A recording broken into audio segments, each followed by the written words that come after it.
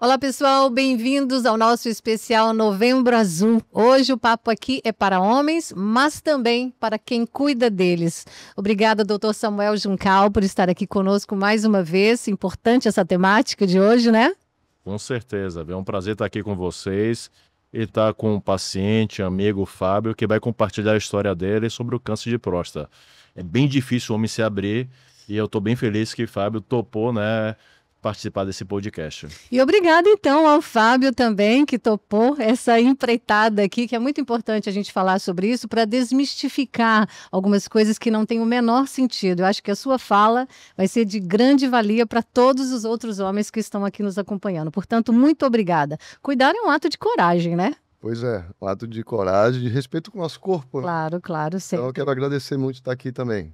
Obrigado. Pois é, gente, vocês vão conhecer a história do Fábio, que é um arquiteto muito jovem, 52 anos, e que topou vir aqui conversar com a gente sobre essa intercorrência que houve na vida dele, que foi o câncer de próstata, e teve que lidar, sim, com situações como medo, como prevenção, como superação, e também sobre tabu. Né? Muitos homens certamente não estariam sentados aqui no seu lugar para abrir essa história toda. Então, muito obrigada e vamos lá para nosso bate-papo de hoje. Você que vai começar contando para a gente, Fábio. Moço. Como é que você se cuidava? Eu sei que você é uma pessoa muito ativa fisicamente, é quase um atleta de bike, e você sempre se cuidou, sempre fez o check-up e mesmo assim teve que se deparar com esse diagnóstico. Como é que foi isso? Primeiro, se a gente não fizer os exames, a gente não vai saber se tem, né? Eu acho que esse é o primeiro grande passo de uma decisão sem preconceito nenhum. Verdade. A gente tem que pensar que na vida a gente precisa se cuidar.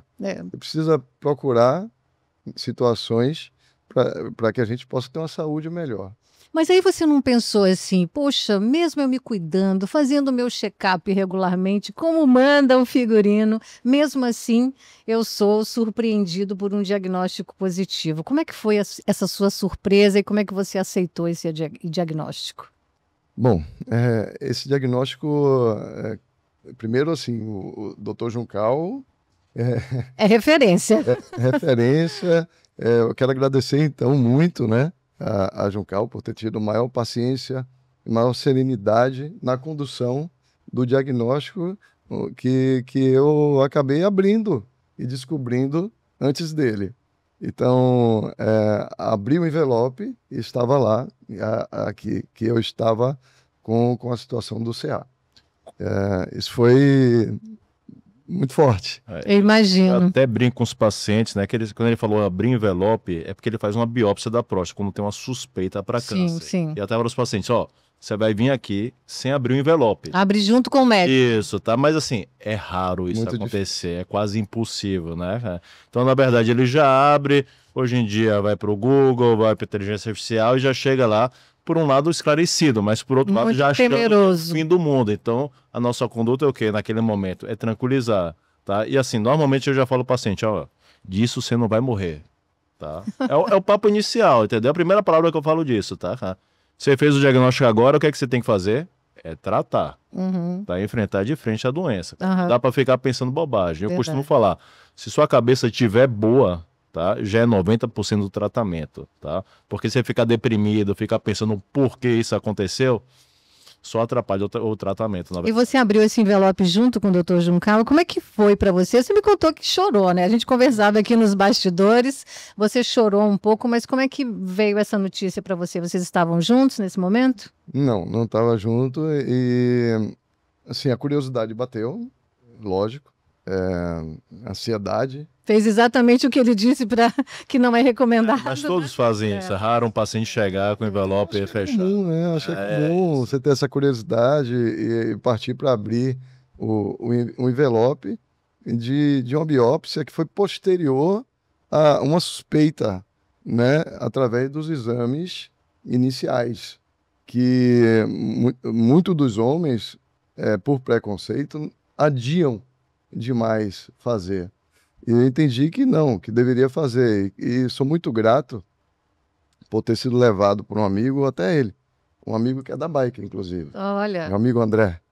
Então, foi aí que, nos primeiros exames, eu estava muito tranquilo, que no exame de toque não identificou, né? Era muito pequeno, então ele estava encapsulado, né? Perfeito. Então, foi um posterior exame, depois de uma evolução de outro exame que foi do PSA, que eu vim, a gente teve a suspeita, quer dizer, o médico especialista teve a suspeita, que aí evoluímos para a biópsia. Isso. Então, assim, o paciente, né, a partir dos 45 anos de idade, é aconselhável que ele vá para o urologista fazer esse preventivo, né? Aí você perguntou, mas você não sentia nada? Eu costumo fazer analogia assim, ó, o corpo é uma máquina. Se a gente for esperar quebrar, é muito mais difícil, no caso, a gente consertar. Então, justamente o momento para ir é quando você não sente absolutamente nada. Verdade. E com relação ao câncer de próstata, o screening funciona como? Tanto um toque retal, no caso, a gente avalia tamanho, consistência, tem presença ou ausência de nódulo, e o PSA, que é o hormônio produzido pela próstata. Ele não é um marcador tumoral, ele não quer dizer que tem a próstata, mas se estiver elevado, ele pode sugerir que tenha, e a partir dessa elevação ou alteração do toque, a gente tem que fazer uma investigação, uma ressonância e depois, no caso, a biópsia de próstata. Então, e dentro dessa condição do tabu, né, é bom de se dizer também que o PSA e o toque retal, um complementa o outro, né? Perfeito, né? Os homens não devem ter essa máxima, eu vou fazer só isso, porque ainda tem um estigma muito grande com relação a esse toque retal. Eu acho que quando o assunto é saúde, não tem que ter esse tipo de brincadeira. Saúde é uma coisa séria. E quando o Fábio chegou no seu consultório, nessa situação, parece que a detecção foi precoce, foi bem inicial. E isso é muito importante também. Por isso é que é legal a gente de fazer esse check-up, pelo menos anualmente, como a gente faz com o carro, que tem lá troca de óleo com X quilômetros. Não é diferente com a nossa máquina, que é o nosso corpo, né, doutor? Exatamente. Perfeito. O raciocínio é esse mesmo, no caso, tá? Então, essa investigação tem que ser feita anual. E eu costumo falar assim, o urologista, ele não cuida só da parte urogenital do homem, né, da parte da próstata. Vai lá, você foi no seu cardiologista, você já fez a colonoscopia? Por que isso, né? As mulheres já são condicionadas a partir dos 15 anos de idade, né? A mãe leva no ginecologista e já faz o preventivo. O homem, ele fica solto. Exato. Na adolescência, adulto jovem, ele não vai. Então, ele fica, né, prorrogando. E quando pode ser feito o diagnóstico, às vezes é feito de uma forma já tardia, a gente perdeu o time de tratar. Exato. Tá? E ainda existem homens que falam assim, eu tô me sentindo bem, para que eu vou caçar coisa onde não tem? Se eu for procurar, quem procura acha. Gente, é o maior erro esse tipo de pensamento quando o assunto é prevenção. E o interessante, assim, falar de quando começar esses exames, conversando na roda de amigos, e na época eu tinha 45 anos, e eles falavam, não, eu tenho 40, eu não vou. 42, eu vou adiar. Sabe? Então, todo mundo assim, meu Deus, está chegando os 45, está chegando os 46. Mas se eu não tivesse feito, como é que seria? Né? Eu acho que foi no momento certo. E assim, o curioso, a gente fala 45 anos de idade, mas às vezes chega paciente lá de 40 anos de idade. Eu cheguei precoce. Não, você chegou, agora a gente vai fazer. Já vai condicionando você, habituando, você vê, agora senta lá na maca, vamos fazer o toque, vamos fazer tudo. Você viu aqui, vamos fazer. Pelo menos condiciona a pessoa, né? E eu costumo fazer analogia, putz, cara, mulher sofre tanto, assim, a mulher desde os 15 anos de idade, eu faço exame ginecológico, bota um ferro na vagina e abre. Exatamente. O homem faz um toque retal que demora 1, 2 segundos. Para de reclamar, sua esposa aí, cara. Vamos lá dentro, faz logo esse negócio, cara, entendeu? Então, você falou uma coisa importante, as mulheres, elas tomam essa linha, talvez seja esse o motivo das mulheres, né, seguirem com esse cuidado mais periodicamente do que homens, porque depois que sai do pediatra e tudo, parece que acabou, né? Você não tem esse acompanhamento. E até mesmo na puberdade, né? Toda modificação que o corpo vai sofrendo já seria um bom momento para um diálogo com o urologista, na minha opinião.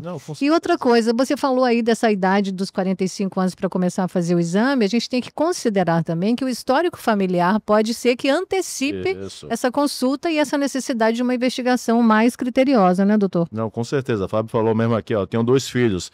Pronto, Fábio, já vai começar a orientar eles a 40 anos de idade, diferente de você que foi com os 45, procurar o urologista e começar a fazer esse screening, entendeu? Que, assim, não dói, pessoal. Estou lhe garantindo, o toque retal não dói. É prazeroso, é desconfortável. Eu costumo falar, bom estar na praia, tomando entendeu? Mas 2 segundos, cara, não vai, sabe? Não vai mudar em absolutamente nada. Essa masculinidade. Com certeza. Fábio, você comentou também conosco aqui, né? no intervalo que os seus amigos te recomendaram que fosse para fora de Salvador para poder fazer a sua cirurgia quando houve a indicação cirúrgica, né? Exato. E você bateu o pé, falou, não, é aqui que eu fico. Essa confiança também entre médico e paciente é muito importante, não é não? Muito. Em todo momento, Juncal me deixou muito confiante. Ele fez questão de me mostrar com detalhes, né? Um vídeo, não sei se você se recorda, de uma simulação de uma cirurgia em uma uva. Então, nessa cirurgia por robótica, tiravam a casca da uva e depois você costurava de novo, sem nenhum ferimento, sem atingir a parte interna da... Conhecimento é libertador, né? Demais, entendeu? Boa informação tira a gente dessa preocupação que a gente robótica, tem. né? Foi muito tranquilo. Uma coisa interessante que você tocou, né, que muitos pacientes, eles até, né, cogitam ir para São Paulo e às vezes até vão. Eu costumo falar ao paciente, meu amigo, o melhor lugar para você tratar é sua casa. Claro. O pós-operatório, você vai para casa, cara, é sua cama, é seu vaso sanitário, entendeu? É seu ambiente, é sua bactéria, tá? Eu gosto de fazer analogia, ó. Você pode ir até para São Paulo, entendeu? Mas o médico que você vai procurar lá, ou lhe tratar, operar, ele vai fazer aquele ato e você volta para cá.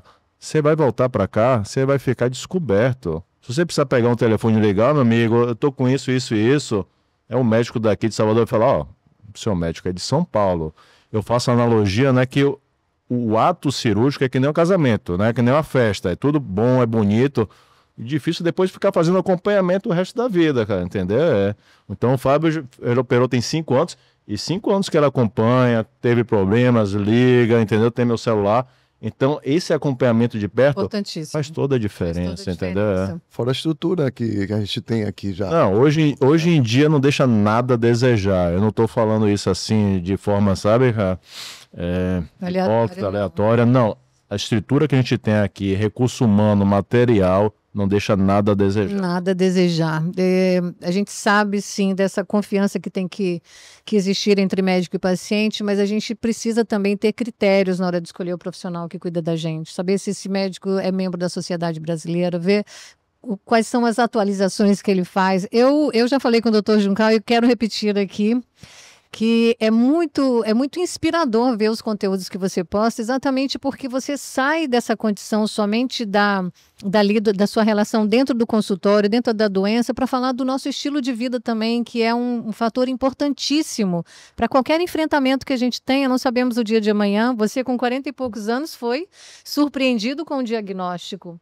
Certamente que a condição dele de uma boa saúde, de praticar atividade física com regularidade, isso é um ponto muito favorável para qualquer paciente, não é, doutor?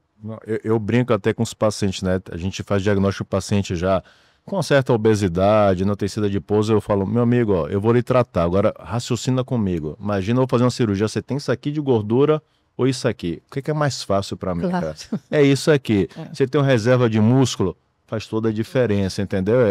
Eu estou lhe garantindo, o câncer de próstata não vai lhe matar, mas essa barriga, sua diabetes, hipertensão, vai lhe matar se você não se cuidar. Então, assim, ó, que isso sirva de lição, tá certo? Que vou tratar o câncer, vou mudar meu estilo de vida agora, tá certo? Porque o doutor falou que do câncer eu não vou morrer, mas das outras comorbidades, outros problemas de saúde, se eu não me cuidar, é isso que vai matar, exatamente. Cara. Outra coisa que eu acho que ambos, tanto o paciente quanto o médico, deve ficar muito com essa situação na cabeça. O doutor Samuel Juncal já deve estar preparado para esse medo que os pacientes externam, né, logo no primeiro momento, que é o medo de ficar impotente, o medo de morrer. Como é que foi isso para você, Fábio? Me confesso que foi o meu primeiro medo, foi ficar impotente. Impotente, eu sei disso, imagino.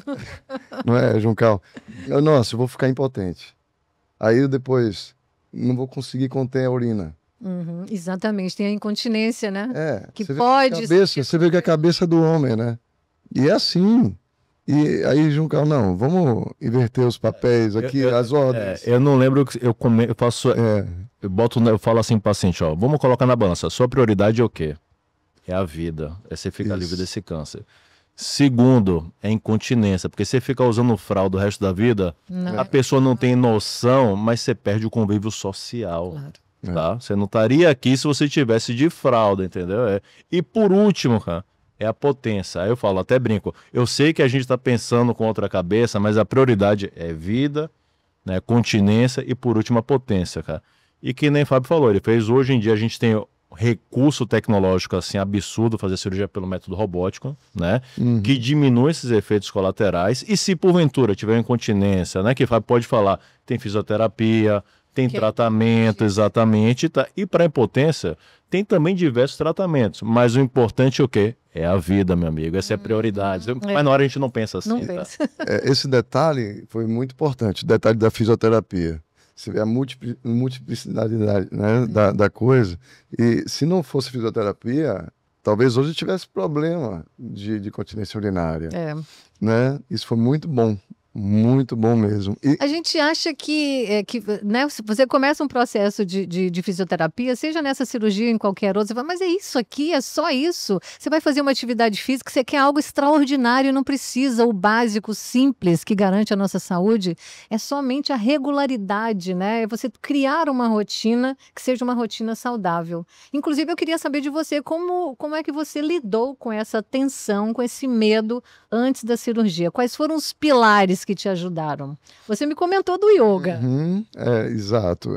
Então, eu já faço yoga há 9 anos. E eu acho que, além do esporte, o yoga me ajudou muito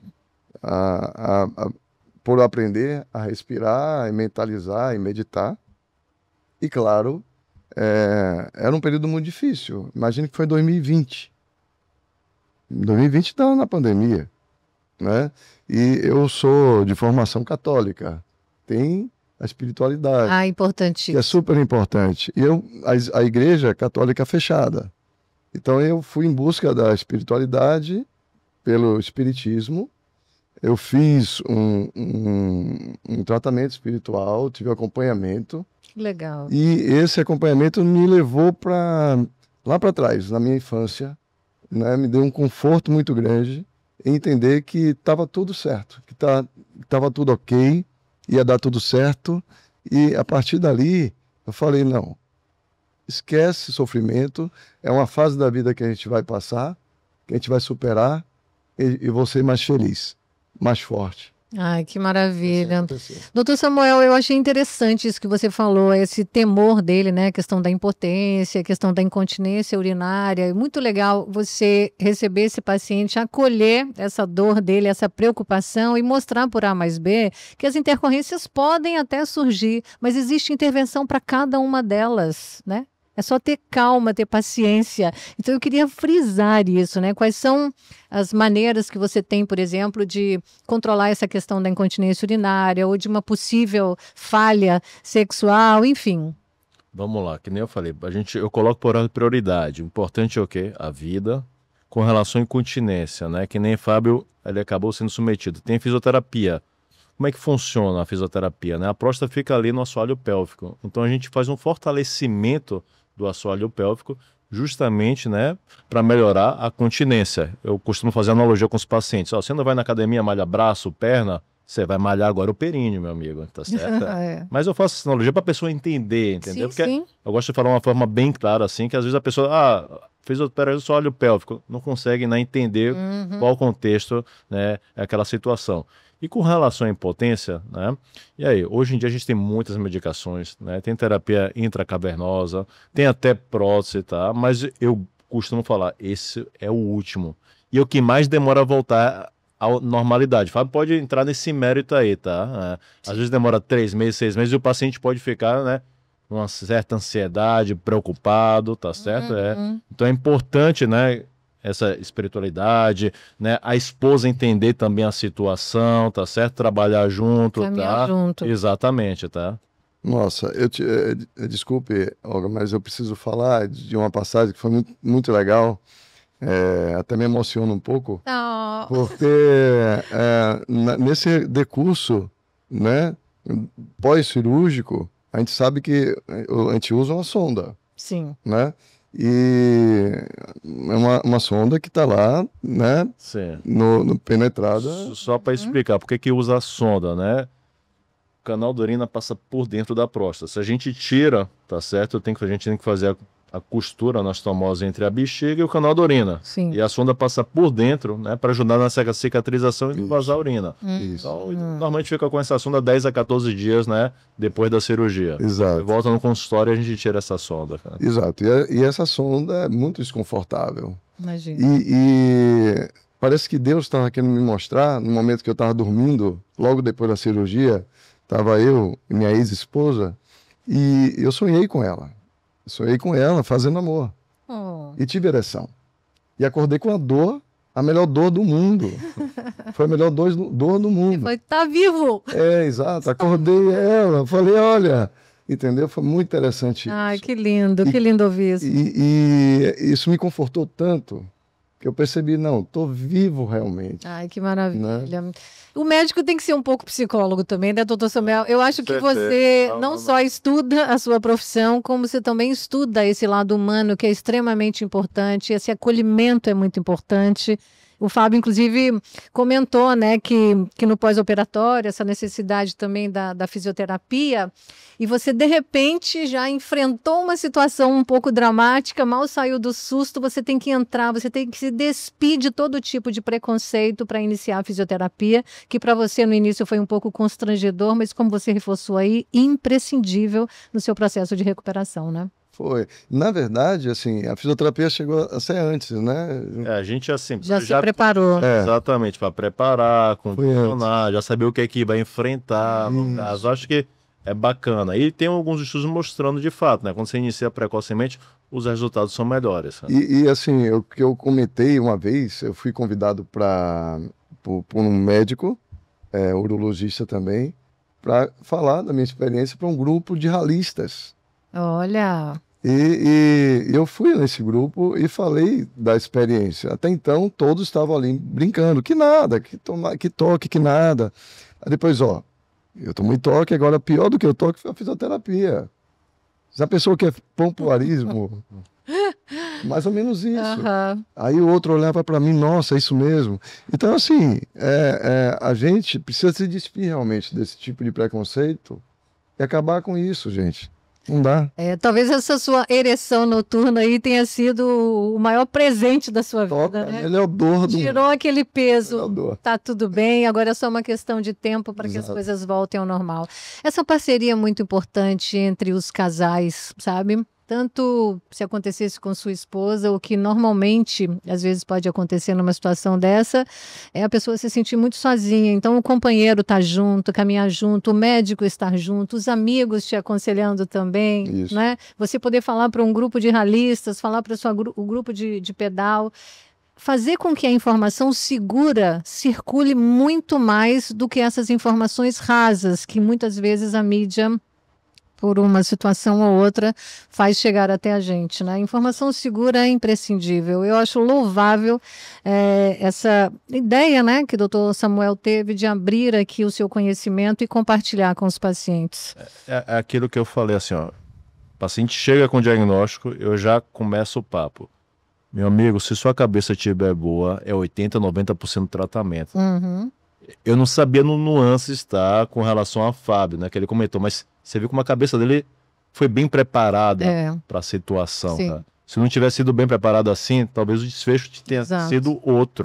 Tá? Na vida é isso, né? A gente precisa contar com os nossos pilares, com a nossa sustentação. Ninguém passa por essa vida ileso, sem ter que enfrentar, sem os enfrentamentos. Tem uma curiosidade também, não sei se você lembra, no dia que, se eu estava com sonda, tinha que tirar a sonda. Não é? Daí ele me convidou para tirar a sonda, era o período, e falou, leve fralda e tal. Eu falei, não vou levar fralda. Porque eu não vou ter problema. Sim. Confiança, né? Exato. Confiança. Então, eu fui lá e não levei fralda e deu tudo certo. Né? Então, é impressionante. Então, realmente, parabéns. Assim. Bom, esse episódio foi há 5 anos, né? O que o Fábio de hoje diria para o Fábio de 5 anos atrás, medroso ali, receioso de tudo que estava por vir? O que você diria para você nesse momento? Nunca ter receio, né? Nada é por acaso, já dizia Gasparetto, né? A vida está aí para ser vivida e enfrentar os desafios. Exatamente.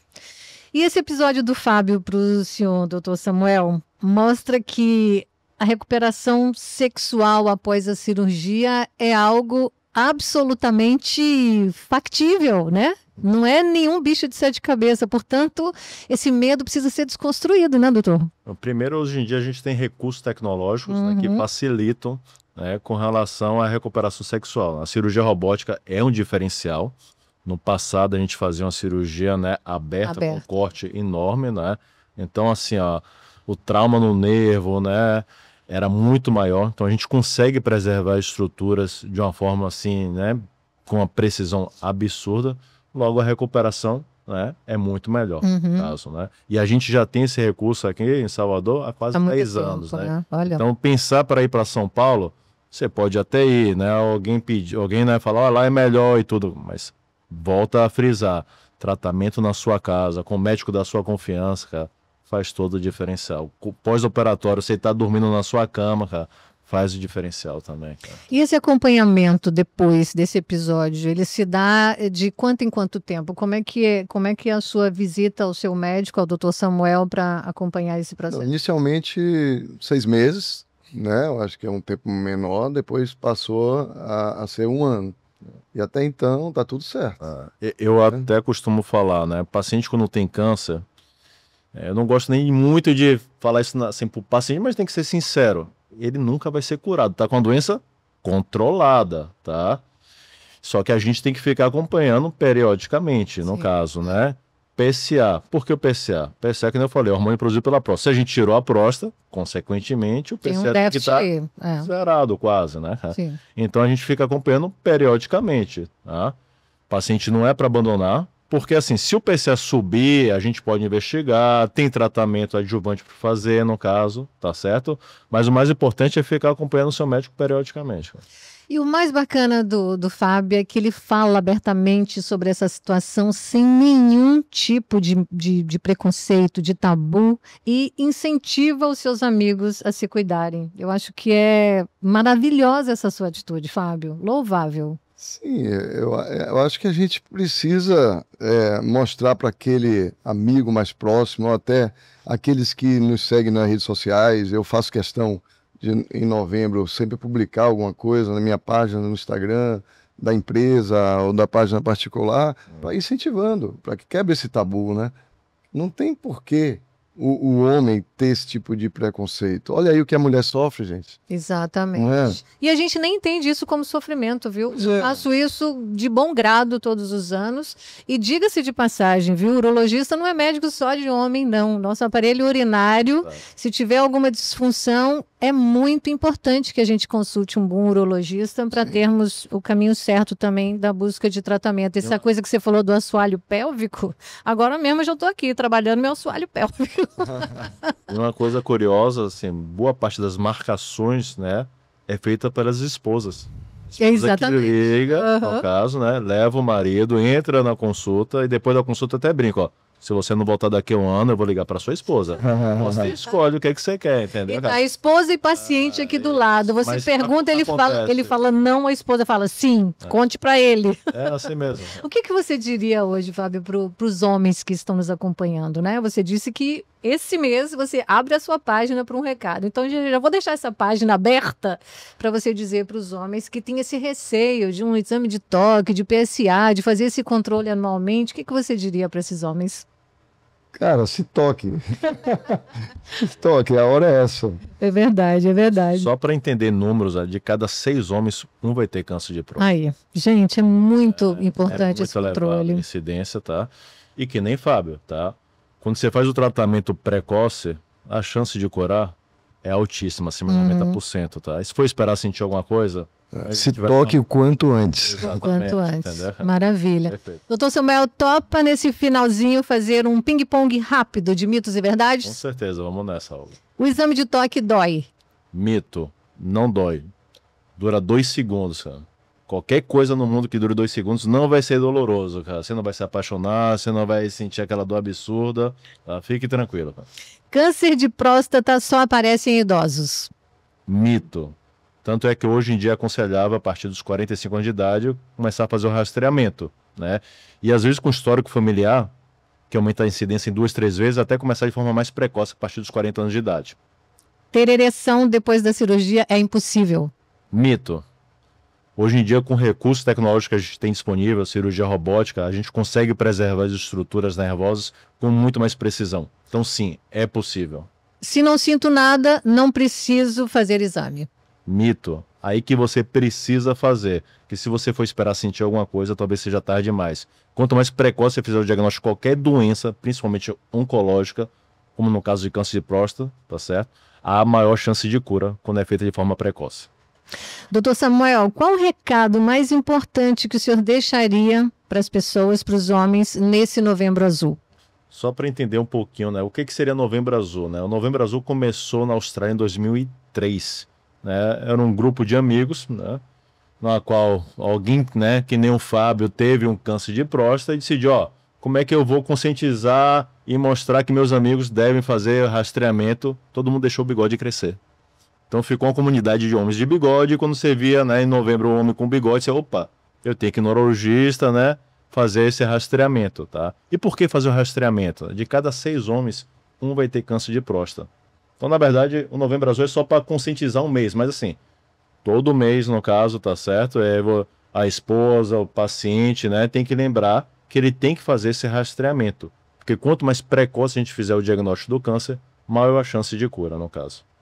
Homens adoecem, homens também choram, homens também se equivocam às vezes, mas dá para voltar atrás. Importante é entender que a nossa saúde é o nosso bem maior.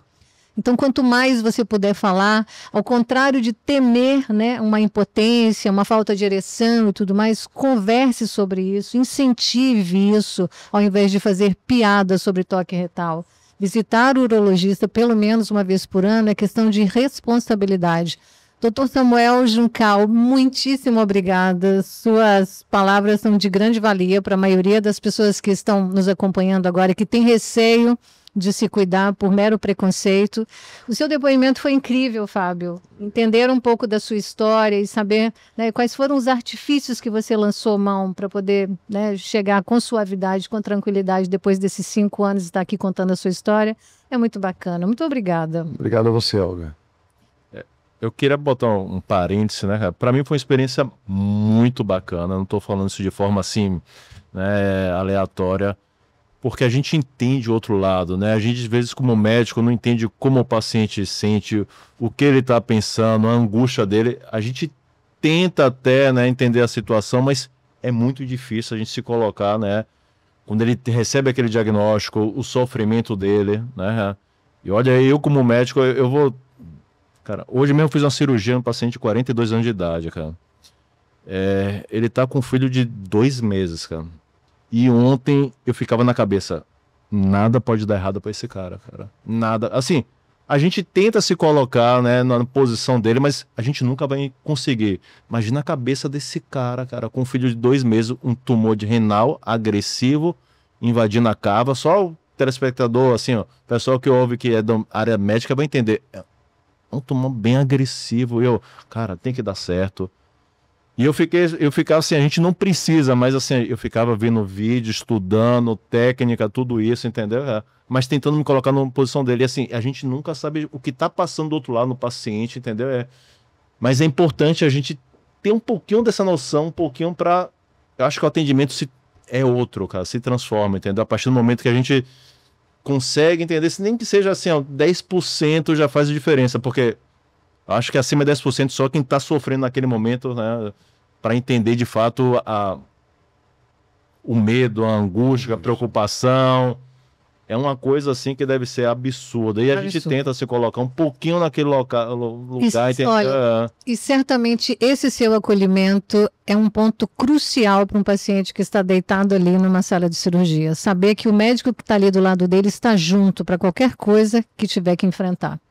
Parabéns pelo exercício da sua profissão, Dr. Samuel. E vocês fiquem aí com essas informações todas e nos vemos no próximo episódio.